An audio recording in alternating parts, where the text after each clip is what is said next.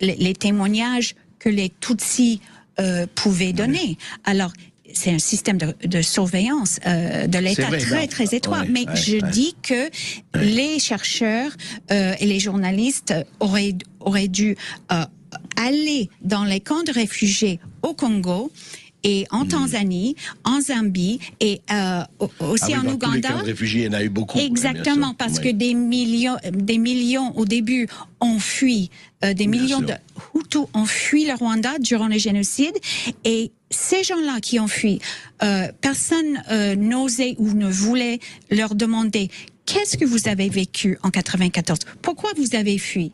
Et pourquoi vous êtes resté dans les camps de réfugiés au Congo, dans les conditions catastrophiques, au lieu de rentrer au pays après juillet 94, après la soi-disant fin du génocide, quand Kagame, tout le monde disait que Kagame a stoppé le génocide, et Kagame était en train d'instaurer la paix.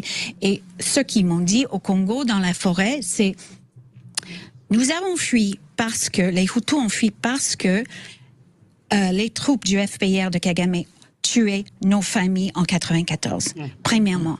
Deuxièmement, ils ont dit, nous voulons pas, on voulait pas rentrer après juillet 94, après la fin du génocide, parce que on a peur de ce régime, et les gens qui sont rapatriés de force ou qui rentrent disparaissent.